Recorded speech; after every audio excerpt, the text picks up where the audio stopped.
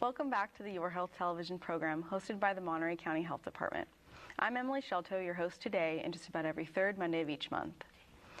Let's get right back into it. I'd like to introduce my third and final guest to the program. Here with me now is Mr. Wayne O'Neill, an instructor with the Central Coast Community Emergency Response Team, aka Central Coast CERT. Welcome, Wayne, and thank you for being here. Well, thank you for allowing me to be here, Emily. Absolutely, my pleasure. So first and foremost, Wayne, what is CERT? I know I define the acronym, but give me an idea. CERT is basically Community Emergency Response Teams. We are volunteer disaster service workers sworn in through the state of California to respond to any man-made or disasters that might happen here in Monterey County.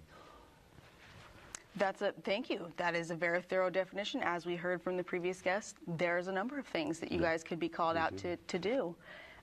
So how specifically and where does CERT fit into the preparedness and response picture? In the preparedness side of the house, we fit in because we're the boots on the ground. We're the people who go out to all the fairs and all your events that your city throws, the national night outs. We're in our communities handing out response materials, making sure that everybody's aware of what do I need in order to survive. Don't wait till the emergency happens. Be prepared prior to. Okay, so you provide lists of the items that perhaps you need? We provide the list. If people have computers and that, we tell them if you don't want to take the training, you can go to ready.gov, download the list. If not, we have our brochures. We hand them here. Build your kit. Be prepared. And in terms of response? In terms of response, we fit in many areas. We are the first responders on the ground because we're taking care of our families. We're walking around our communities. Then we move out to our neighborhoods. Then we get called out. Some of us are trained to set up Red Cross sheltering. We've done feeding. We do staging area management. We do light fire, search and rescue. So we're in the overall picture. We can aid and assist any agency out there, to include the health department. We also set up alternate care facilities. So if a hospital gets overrun with patients, we have an area on CSUMB campus that we could set up and take the overflow of some of those patients and be able to take it and handle them in a timely manner. Wow, wonderful. So you guys are a pretty dynamic group of individuals. We have all the unincorporated areas in Monterey County, so we're So that's there. A big area, or those are large areas. Yeah. And you operate as a unit, yes, correct? We have an 8-person team. Okay. And we have teams trained in Castroville all the way down to Lockwood, Hesperia. Oh, okay. And so through our radio communications network, something happens, we're notified, we can call, they need X amount of people in this area to do this and that, we're there. Okay. We respond. So what types of trainings do you provide, and to whom? What we do is a basic CERT class is 20 hours. It's light fire, utilizing fire extinguishers. We don't get into the hose and ladders and bells and whistles. We do disaster psychology because you're going to get into situations that you're not used to all the time. Somebody could be hurt, somebody could be injured. You're going to see that, and how it's going to affect you. We teach you how to respond to that, not react to it. Right. And we teach courses on disaster med 1 and 2, so we give you a basic on how to wrap a Band-Aid, how if there's a fracture, how to splint. Things like that. And then after you complete the 20-hour course, we get you enrolled in CPR, AED, first aid, and then we try to get you up into our first responder level. Wow. So you could potentially, an individual doesn't need any information. They don't need to know anything. They don't need anything. All they have to do is show up for a class, and a lot of people say, well, I'm old. I'm 60, and I'm out doing this, There's a job in CERT for everyone. If you can answer a phone, or if you're willing to learn how to become a ham operator so we can use you in our network, if you can make the best coffee in the world, if you can hand out brochures and flyers, if you can talk to your neighbors, there's a job in CERT for you. It's not based upon the age. We have 15-year-olds all the way up to 80s, people in their 80s doing this job. So we don't say it's for the young folks. 'Cause Yeah. most of us are above the age of 50. So you heard it first right here. There's no excuses, right? Right. And there is no age limit either. No, I want to point there's out no for age- logistics. The only age in the 15, 16-year-olds, we have to have their family's approval, and one of the family members has to attend the training with them. So. Okay, so And you'd then be we accompanied have, by a chaperone. We have like teen CERT programs where we Oh. actually go out into the schools, and during the lunch hour, we call it brown bag. Cool. Brown bag CERT. Teach you a brown bag CERT class. It's a win-win situation. We do that for colleges also, because they learn how to prepare for disasters, and they get credit for volunteerism. Oh. So it's a win-win situation. And, we're able to plus up our teams and know that if anything goes wrong in these particular areas during these times of the day, we have people in place that know how to act upon a disaster versus react to a disaster. No Chicken Little syndrome. Oh, wow, so that's right. So going to schools to do the brown bag lunches Right. and engaging the youth, if there were an incident, a disaster during the day, which oftentimes they don't know 9 to 5, Mother Nature doesn't understand that. So you'd have a team of students that could potentially, respond in the school. Yes. And it's beneficial for the community to get involved, and it's beneficial perhaps, it's always beneficial for the individual to learn these things, but you could also get volunteer hours if needed. Yes. That's what you're saying. Excellent. It's kind of a definitely win-win situation, like you said, and I like that. So let's get into the emergency kit. What does that look like? The emergency kit, I brought two with. One we call a bug-out bag. A bug-out bag is nothing more than, like your first speaker was saying, or your other speakers were saying, those clothes you didn't really want, but you can still fit into them, you throw them into a backpack. Okay. Make sure What do that, we got there? yeah, we have the backpack here. Oh, okay. And if you take it in, you can put extra pair of shoes. No flip-flops, please, when disaster strikes. Meds. We recommend most people take it and try to get yourself 90 days worth of prescriptions. And the reason why we say 90 days, there's 30 days in the cabinet, 30 days in your bug-out bag, and 30 days in your disaster kit, because your bug-out bag can go in your car, because you might be at work when a disaster strikes and not be able to get home.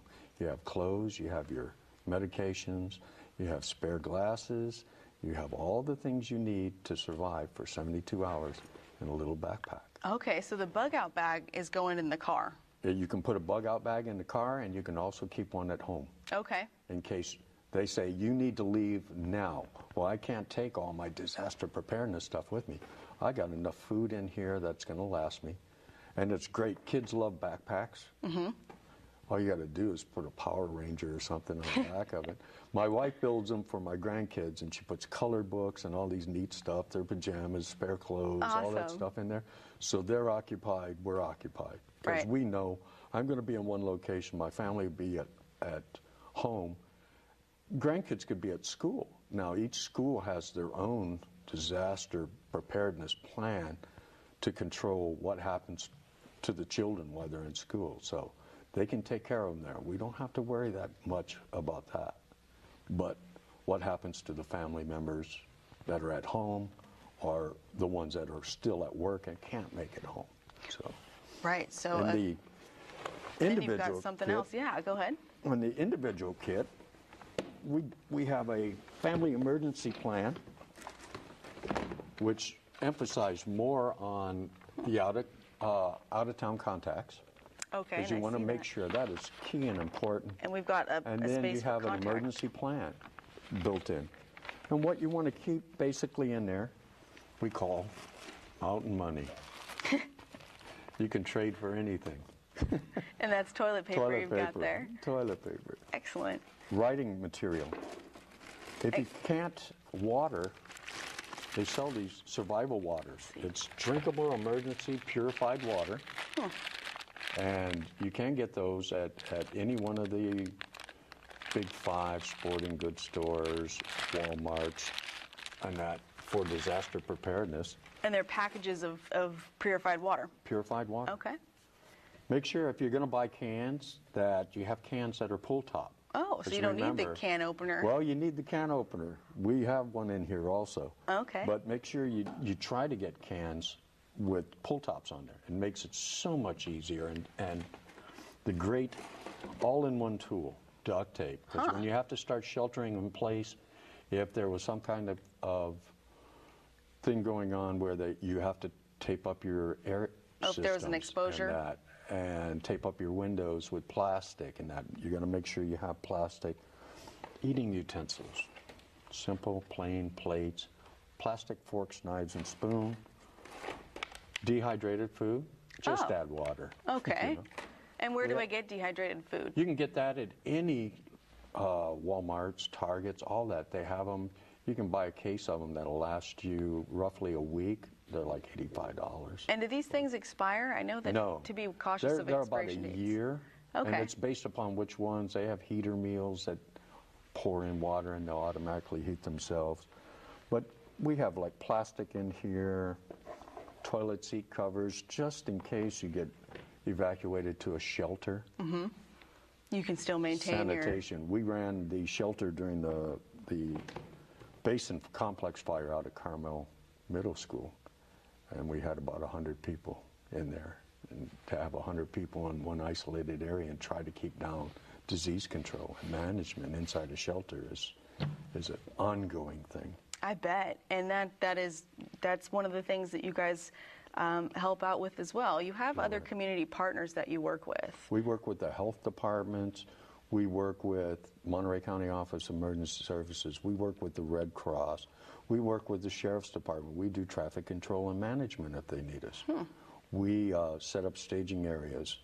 We're able to set up helipads, bring in fire engines and everything, move them out to different locations. That frees up the assets that aren't going to be available during a disaster, i.e. your police, your fire, your National Guard, who's going to be deployed to provide security. So utilizing our volunteer force, we're able to accomplish, help, and complement the overall preparedness community by being able to perform most of these functions in the time of need. I love that. So how can community members become involved? Where do they go? What do they do? How do we sign up? There's several ways. One, they can run us down. Most of our neighbors know us on the street. We're in the coffee shops. Call your fire department. Every one of your fire department normally sponsors a CERT team. Find out. They're on the web pages. On every one of the fire department's web pages, they'll have a CERT thing. If you go on the internet, you have internet access, just type in CERT, Monterey County, and you'll see every team, City of Monterey, City of Seaside, Marina, all of those cities have a team going, have training going, ongoing. Get involved. If you can't, my number is 831-277-1630. Please call me. We'll get you in the right spot. Okay. I may have you repeat that in a minute here. A couple other questions about how to get involved and what you're doing in the off season, if you will, and I'll call it the off season when there's not a disaster. How do CERT members interact with the public during non-emergency times, and what can volunteers do during non-emergencies? What we just did is they had the big trail ride that came through and visited all your local, from one end of California to the other, all the trail missions. Okay. We went out and did the barbecue dinner for them. Oh. It was our way of practicing our sheltering and feeding, but it also accomplished the mission of providing a resource for a community for a historical event. No other time would we be involved in such a historical event by doing that. We go out and you know, somebody needs an area cleaned up. We're volunteers. All you have to do is call us up and ask. And you're probably working on your debris removal plan as well. So you guys can find an excuse to test anything. Get credit for everything. Exactly. You know, it improves our skill, and it allows us to be better at what we do, and that's provide a service to the community in time of disaster. Wonderful. So you can take your everyday situation just, you know, turn it into a practice. Awesome. So real quick, what's the cost for CERT training? It is free. It costs you nothing but 20 hours of your time, and if you wish to go levels above a 20-hour CERT, the time it takes to get the additional qualifications for shelter management, first aid, CPR, AED, all this other wonderful training that we take and enjoy on a daily basis just to be ready for a disaster. So that's FREE, free, costs nothing, to be trained by CERT instructors, such as Mr. Wayne O'Neill, who's with me right now. And Wayne, I'd like to thank you. That's unfortunately all the time we'll have for today. We can hear the music going. But thank you again for participating. And if you'd like more information from Central Coast CERT, please visit them on the web at www.centralcoastcert.org. Again, that's www.centralcoastcert.org. And again, I'd like to offer a thank you to my previous guests, Tammy Chapman from the Monterey County Public Health Bureau and Lisa Angel from the California Hospital Association. Real quick, I'd also want to thank our audience for spending some time with us today. Don't forget to get a kit, make a plan, and stay informed. Please stay tuned for Your Town television program coming up next.